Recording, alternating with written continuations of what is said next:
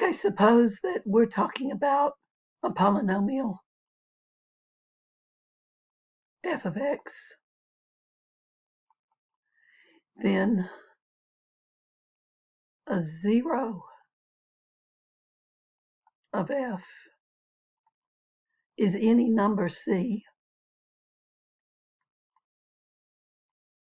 such that f evaluated at c is equal to 0. So if I have a polynomial like this and you're told to find the zeros,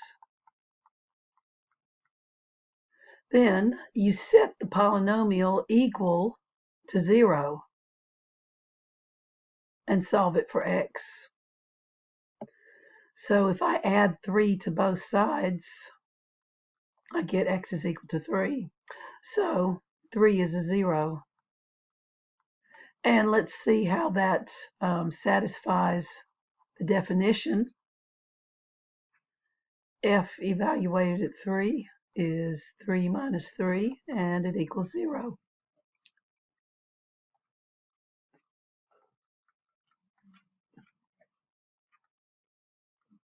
So let's find the zeros. Okay, so now what this is not is evaluating the function at 0. That's not what this is.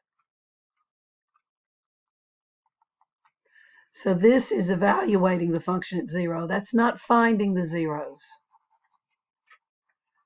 To find the zeros, you set the function equal to 0 and you solve for x. So let's just swap sides. So let's add 1 to both sides.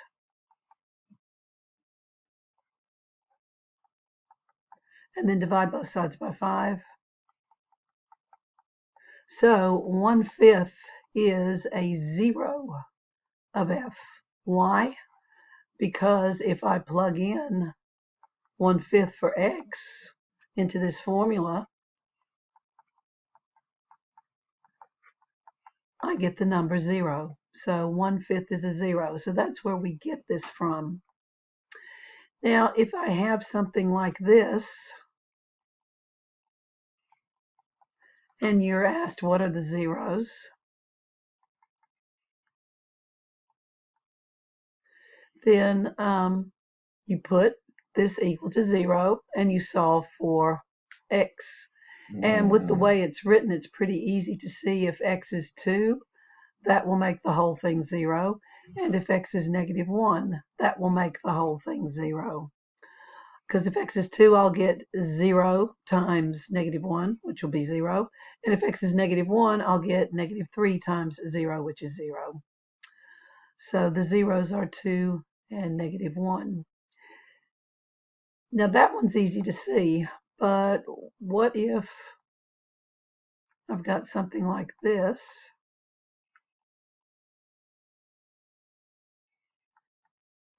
And you're asked what are the zeros? Well, you set the polynomial equal to 0 and you solve for x. But now this is not in factored form. So I'm going to try and get it in factored form. Two numbers that multiply together to give me -12, but at the same time they add up together to give me -1, and that would be -4 and +3. So this will factor as that. And now that it's in factored form, I can see that if x is 4, that'll make the whole thing 0. And if x is -3, that will make the whole thing 0. So my zeros are 4 and -3. Now, what if I have something like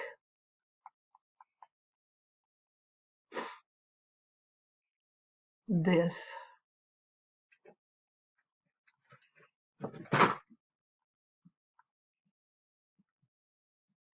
And you're told to find the zeros.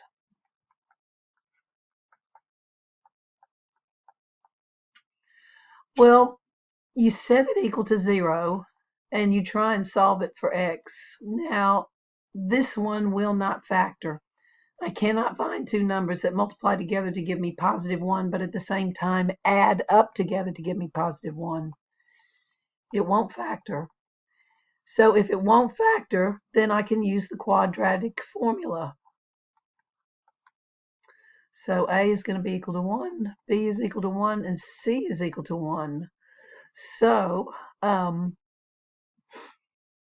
the solutions to this, or the zeros, are going to be minus B plus or minus the square root of B squared minus 4AC all over 2A.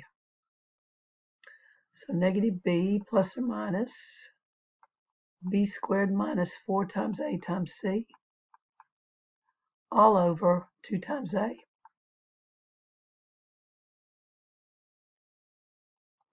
So inside here, I'm going to have the square root of 1 minus 4, and 1 minus 4 is -3. And square root of -3 is the same thing as the square root of 3 times I.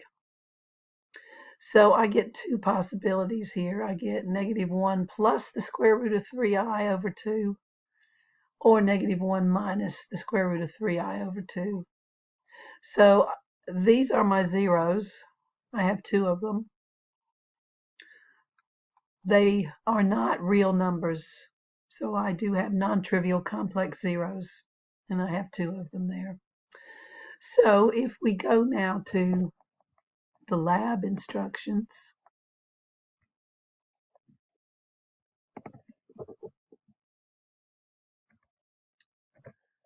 find the zeros or the roots of, so some textbooks will use the word root instead of zero for these three. So in the first one here in part A, I was able to factor that, and so you could get the zeros by factoring. With the second one, I was not able to factor it, so you had to use the quadratic formula, and you had two zeros and they were non-trivial complex numbers. With this third one,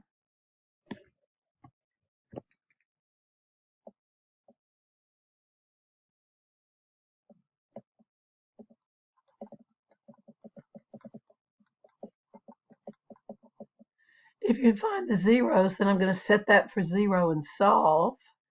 And two numbers that multiply together to give me 9, but at the same time they add up together to give me 6, well, 3 and 3. So I actually have a repeated 0.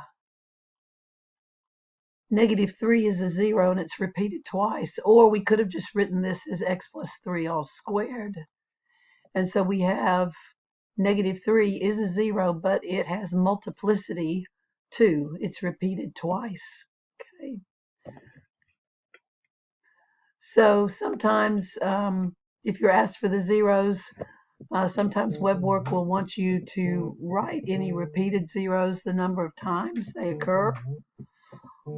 Or sometimes you can just say -3 of multiplicity 2. Okay, so let me get rid of that. So that's that first example. And then the next part talks about intercepts. So I'm going to end this video that covers the first example.